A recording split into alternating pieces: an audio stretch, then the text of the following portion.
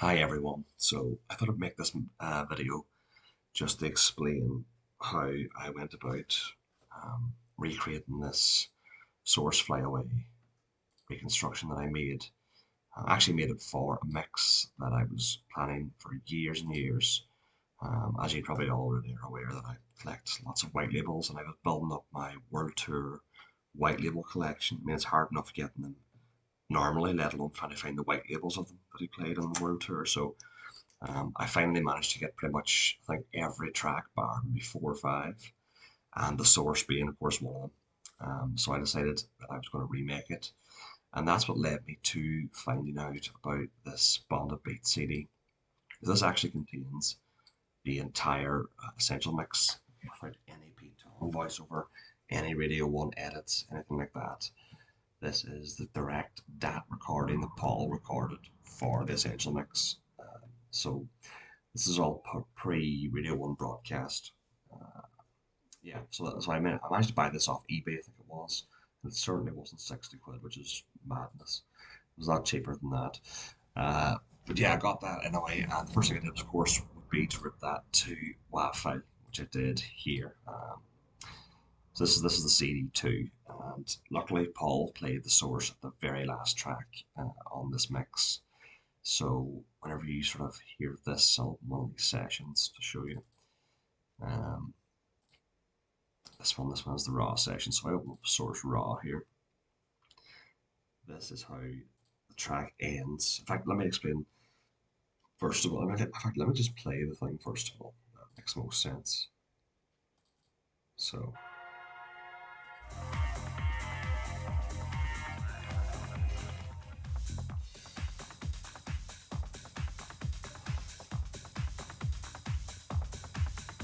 it's right there. You get some nice clean percussion beats without any bass line added. So the minute I came across this, the goal, I knew it was going to make a good reconstruction here.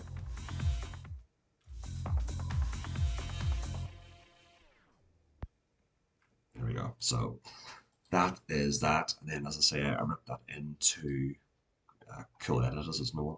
Yes, I actually call it W Edition now, I think, but I've been using this since like 2000 and something, so just so used to using it now. Uh, but yeah, I've cut that into here, and that's where I began to look at this and try and figure out what I had to do to make this usable. So if I just drag in the raw file, in fact, I'll show you. Let's go in here. So it's around 50 here. I actually can pretty much guess it's here. So I look at the WAV, it's here. Yeah, there we go. So that's your source file there. There's actually four things I needed to address with this cut. Now I'm making the cut here like I did back in 2018. This is all 2018 that I did this stuff, so you'll have to forgive me if the old memory goes a bit here, but let's put that into a new file. And right, here we go. So I'll close the Bonded Beats one here. Don't save it. So there's four problems here with this file. So obviously the first problem for a reconstruction is that I've got to rebuild an actual intro that's DJ friendly to be able to be used for a mix. So that's the first thing, right? Second problem here is that Oakenfold decides to use a left-right pan effect here.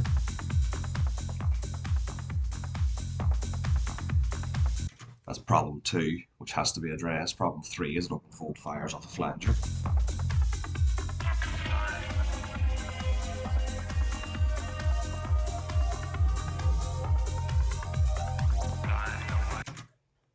So I mean that's quite long. So that's a lot to recover basically. But then the fourth problem here is that Oakenfold presses stop on the deck and lifts the needle off the record here.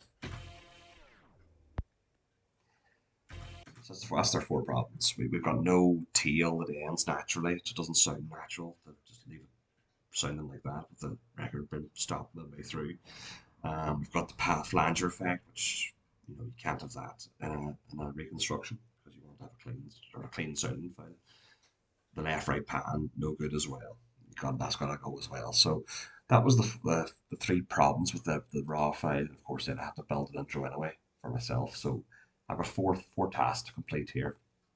So what I said about doing here, and this is what all these different WAV files are here. It's all like small loops that I've cut from the clean parts of the track. This is a bit different. I'll explain this in a while. That's a different one that I make myself. But all these are just simply beats.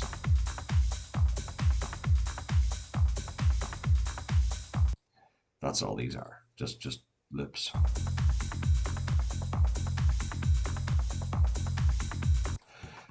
And these are all used, you see, to remove the panning effect, which is around here somewhere, and the flanger effect, which is around here somewhere. So that's the purpose of all these small loops. It's allowing me to rebuild the track minus that pan effect and minus that flanger effect.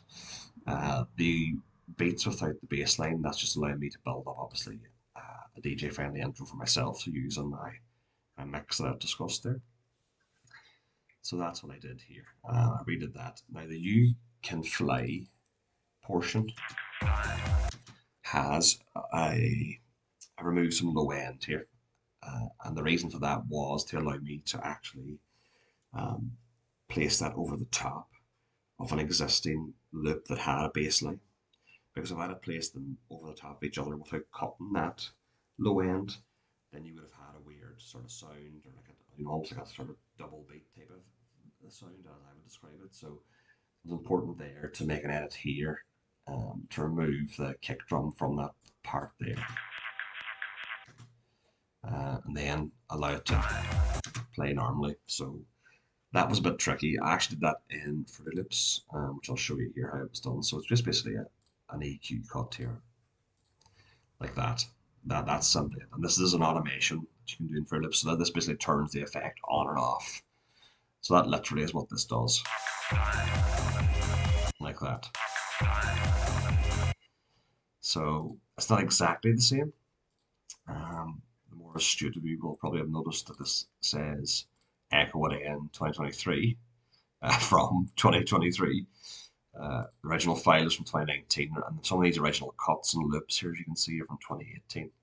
So it's a long time ago. I've had to remake this basically to sort of illustrate what I did. It's the same process, just unfortunately the older file, like a lot of stuff was missing, as a lot of people will know.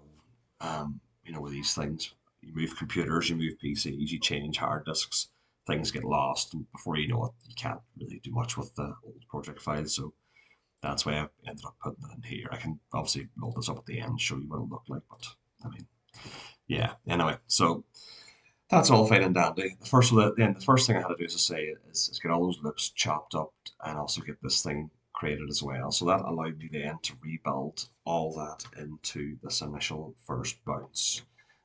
So this, by the way, this file here at the top, this is all directly from Bonded Beats. This is the Bonded Beats rip. So you can see we've got a massive amount of track here.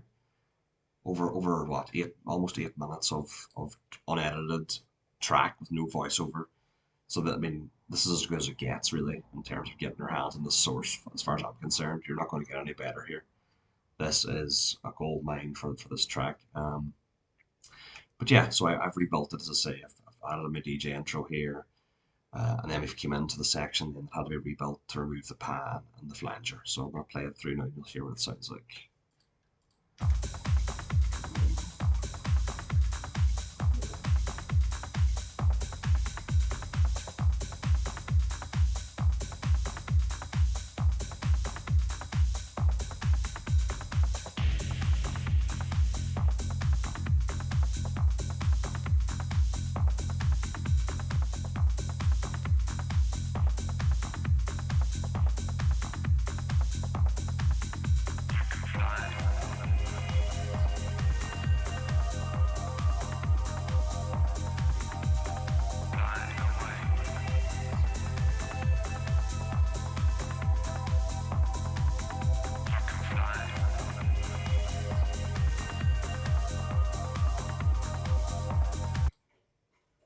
So that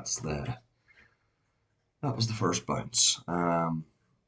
So what that did for me was it solved my intro problem, it solved the auto pan, the flanger problem. The only thing left to do now was to take this into Fruity Loops, add some VST effects to make my own tail here, because this tail, as I say, you can't use this, this is just not usable. You couldn't use that. So it sounds stupid. So the important thing there was to fix this tail now. So I bounced this out into a WAV file and this dropped then into Fruity where we built the tail. I have a second session here, and you'll see the reason I did that is because I wanted a longer DJ intro. So this is literally the file we just discussed that I bounced out with all the fixes and stuff. But then I added an extra uh, bar and a bit here for DJ intro as well. So I wanted a longer intro. So I think the bass doesn't come in here until about what, 30 seconds in. Yeah. So I thought 30 seconds was enough time to mix in, drop the bass from the other track and kick in the bass from the source file. Because the first bounce, as you see, we're going from 17, so it's about 16 seconds worth of mixing, which is just simply not long enough. Maybe even 30 seconds is probably, dodgy enough for a DJ mix. So yeah, that's why I've made this second session to do that. So yeah, same problem with this file though. I think this would still have the problem with the tail, if I remember rightly. Might have to zoom out probably. Let's have a look. Yeah, it still has the tail problem. So I think what I've done here is actually used this bounce to bring in the Fruity Loops because it's got the longer intro. I'm pretty sure this is the way this had the second session there. So really, it's just convenience. Instead of having to do it all here and mess around with this, and like you'll see here, having to drag all this stuff over to create another intro section, it was easier for me just to bounce this out to a big file, then drop it into this one, which is it's more manageable. Like I'm able to move this around easier than I move around 4 or 5 different loops. So that's it. The only thing to note here actually was this you can fly part. So this is actually overlapped. I can skip up here again. This is actually overlapped. Let me see. Oh, there we go. Whoops. So if I drag this down, you'll see that it actually overlaps here. So that was important. So that's why that base cut was so important to do for this WAV, because this had the overlap here, like I said earlier. So that's all that is there. But we can finish with the cool edit stuff now. That's pretty much how the main file was built. It only comes in here now into this file to do that final edit. So we can get rid of this stuff as well. So we can turn this on now. So this is the final bounce minus the tail issue. So if I drag this out, you can see the tail issue is still there. So what I've done on here, I've made a copy of this because I want to apply the TalDub 3 effect on only this part of the audio. I don't want it to be applied on here. I don't want to mess around with automation to turn it off and on this file. I want this file to be separate. I want this just to have the echo portion that I want. So that's why I made a copy there of that just then to say, took the bit I wanted. Obviously, you can't have the stop sound or the needle lifting sound whenever you're doing such a dub or a sort of a delay edit thing because it's going to repeat that over and over again. So in fact, I probably could even show what it'll sound like. So let's play it.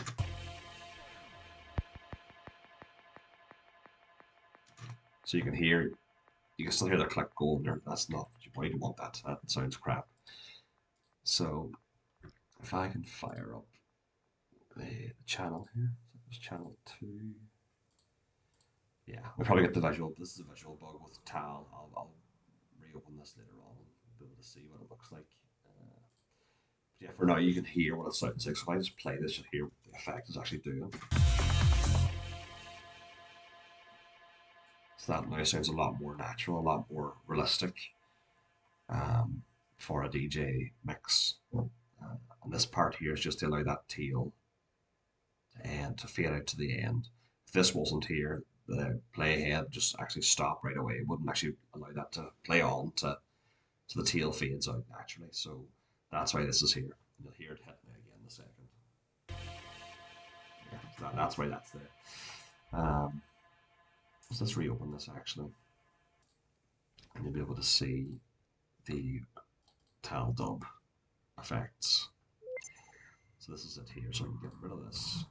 I'll turn this on, and hopefully I won't have lost my tile dub. We'll see if we have or not. Here, let me minimize this one. Yeah, good. So that's still there. So what I've done here is to do a low cut on that echo, and the reason I've done that is because, well, I'll just play it now here. There's like a really, it's almost sounds like someone's hitting the piano key over and over again, which I didn't like that sound. So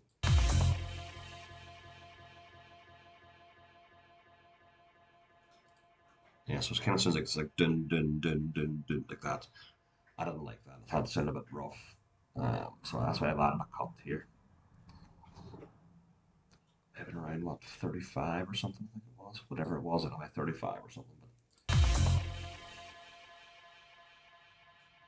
So that to me sounded a bit more realistic and natural. I didn't want any of this cut at all, no cut off whatsoever on the highs. I wanted that to come through the whole way. Feedback I've obviously given a lot of. That's why it's still you still probably hear it in the background now, tailing off. Same situation with the wet. We want that tail to last longer for us. So that's why that's set there. The only other stuff that I've done here now really is add some brightening using ozone. So yeah, it sounded really dull. I thought on the original rare mix without that, so that's why I've added that on there. If I put that playhead back to the start here, or in the middle somewhere, you'll hear the difference.